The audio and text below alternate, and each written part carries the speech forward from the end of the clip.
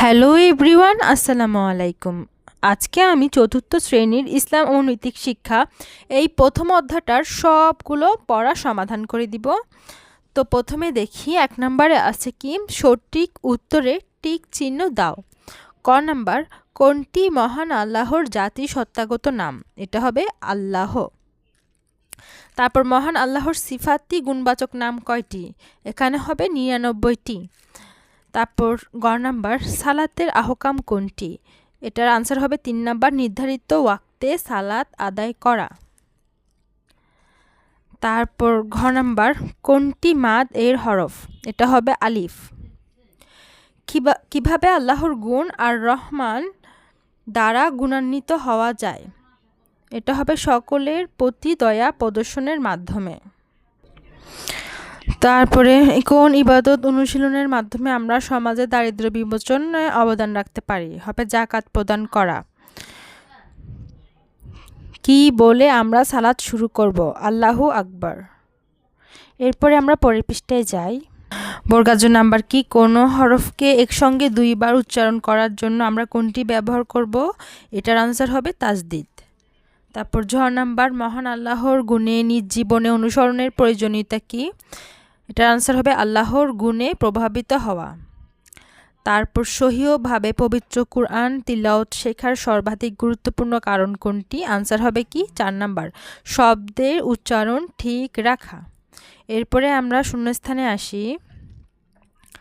তো ক নাম্বারে কি বলেছে কি, আল আসমাউল হুসনা অর্থ হলো, এখানে হবে সুন্দরতম নাম সমূহ। তারপর খ নাম্বার, ইমানে মুফাসসাল হলো ইমানের বিষয়গুলোর বিস্তারিত বিবরণ। শূন্যস্থানে কি বসেছে? মুফাসসাল। কেউ বিপদে পড়লে তাকে সাহায্য করাও এখানে হবে ইবাদত। যে এরপরে যজমযুক্ত ইয়া থাকলে এক আলিফ পরিমাণ টেনে পড়তে হয়, এটা হবে এক। সালাতের পবিত্র কুরআন তিলাওয়াত করা ফরজ। এরপরে আসি বাম পাশের সাথে ডান পাশ মিলকরণ। বাম পাশ কি দেয়া আছে? ক নাম্বারে মহান আল্লাহর সুন্দরতম নামসমূহে এটার আনসার হবে লাস্টেরটা, তার পরিচয় খুব সুন্দরভাবে ফুটে উঠেছে। তাহলে ক নাম্বারের সাথে কার মিল হবে? ক নাম্বারের সাথে মিল হবে তার পরিচয় খুব সুন্দরভাবে ফুটে উঠেছে। তো প্রথমটার সাথে আমরা লাস্টেরটা মিল করব। তারপর পবিত্র কুরআন শুধু পড়তে পারলে হবে না, এটা আনসার হবে তা সহিহ হতে হবে, এটার সাথে মিল হবে। তো পাশে দিয়ে আমি খ লিখে রেখেছি, তো এটার সাথে কি হবে? তা সহিহ হতে হবে।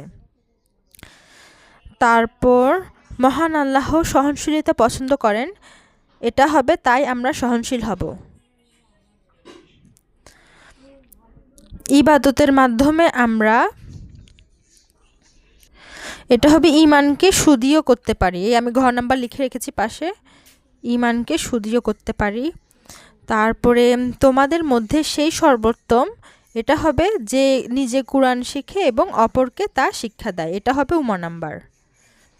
যে নিজে কুরআন শিখে এবং অপরকে শিক্ষা দেয়, এটা হচ্ছে উমা নাম্বার। এরপরে আমি প্রশ্নোত্তরগুলো সমাধান করে দিব, আমি সবগুলোই সমাধান করে দিচ্ছি। তো প্রশ্নোত্তরে এখন শুদ্ধ অশুদ্ধ আছে, শুদ্ধ অশুদ্ধ সমাধান করে দিই। আর তোমরা কিন্তু বলবে, আমার ভিডিও ভালো লাগলেও কমেন্ট করবে যে ভালো লেগেছে, আর খারাপ লাগলেও কমেন্ট করবে যে খারাপ লেগেছে, কমেন্ট একটা করে যাবে। তো প্রথমে শুদ্ধ অশুদ্ধতে কি বলেছে? ক নাম্বার, মহান আল্লাহর গুণ দ্বারা উদ্বুদ্ধ হয়ে আমরা ভালো কাজ করতে পারি, এটা শুদ্ধ, শুদ্ধতে টিক দিছে। খ নাম্বার, ইমানে মুফাসাল হলো ইমানের বিষয়গুলোর সংক্ষিপ্ত বিবরণ, এটা হচ্ছে অশুদ্ধ। কোনো হরফের নিচে খাড়া জের থাকলে 3 আলিফ পরিমাণ টেনে পড়তে হয়, এটা হচ্ছে শুদ্ধ। যাকাত আদায় করে শ্রেণী বৈষম্য দূর করা যায়, এটা হচ্ছে শুদ্ধ। পবিত্র কুরআন শুদ্ধভাবে পড়তে নির্দিষ্ট নিয়ম মানার প্রয়োজন হয় না, এটা হচ্ছে অশুদ্ধ। তো আমি এইভাবে শুদ্ধ অশুদ্ধ দিলাম। এরপরে আমরা সংক্ষিপ্ত প্রশ্নটাতে যাব। এরপরে দেখো তোমাদের ইসলাম শিক্ষা সংক্ষিপ্ত প্রশ্নের আনসারগুলো। ক নাম্বার, মহান আল্লাহর 2টি গুণবাচক নাম অর্থ সহ লেখো। উত্তর, আর রহমান পরম দয়ালু, আর রহিম অতিশয় দয়ালু। খ নাম্বার, পবিত্র কুরআন শেখা ও শেখানোর সম্পর্কে একটি হাদিস লেখো। উত্তর, তোমাদের মধ্যে সেই ব্যক্তি উত্তম যে নিজে কুরআন শেখে এবং অন্যকে শেখায়। এরপরে গ নাম্বারে আসি, ইমানে মুফাসসাল দুটি বিষয় লেখো। উত্তর, আল্লাহর প্রতি বিশ্বাস, 2 ফেরেশতাদের প্রতি বিশ্বাস। তারপর ঘ নাম্বার, সালাতের একটি আরকান ও একটি আহকাম লেখো। উত্তর, আরকান তাকবীরে তাহরিমা, আহকাম পবিত্রতা বজায় রাখা। উমর নাম্বার, মহান আল্লাহর গুণ দ্বারা উদ্বুদ্ধ হয়ে 2টি কাজ লেখো। উত্তর, সত্য কথা বলা, অন্যকে সাহায্য করা। তারপরে ইবাদতের 2টি উদাহরণ লেখো। 1 সালাত আদায়, 2 রোজা রাখা। তারপরে 6 নাম্বার, কোন ইবাদতের মাধ্যমে মুসলমানরা একে অপরকে সাহায্য করে? উত্তর, যাকাত ও সদকার মাধ্যমে। তো আমরা সংক্ষিপ্ত প্রশ্ন শেষ করলাম, এরপরে আমরা বর্ণনামূলক প্রশ্নতে আসি। ক নাম্বার, মহান আল্লাহর 4টি গুণবাচক নাম অর্থসহ লেখো। উত্তর, আর রহমান পরম দয়ালু, আর রহিম দয়াশীল, আলিম সবকিছু জানেন, আল কাদির সবকিছুর ওপর ক্ষমতাবান।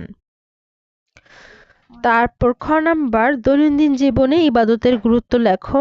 ইবাদত আমাদের ভালো মানুষ হতে শেখায়। ইবাদতের মাধ্যমে আমরা আল্লাহকে স্মরণ করি এবং খারাপ কাজ থেকে দূরে থাকি। এরপরে গ নাম্বার, ইমানে মুফাসসালের 7টি বিষয় ক্রমানুসারে লেখো। উত্তর, 1 আল্লাহর প্রতি বিশ্বাস, 2 ফেরেশতাদের প্রতি বিশ্বাস, 3 কিতাবসমূহের প্রতি বিশ্বাস, 4 রাসূলগণের প্রতি বিশ্বাস, 5 কিয়ামতের প্রতি বিশ্বাস, 6 তাকদীরের প্রতি বিশ্বাস, 7 মৃত্যুর পর পুনরুত্থানের প্রতি বিশ্বাস। এরপরে ঘ নাম্বার, 2 রাকাত সালাত আদায়ের নিয়ম।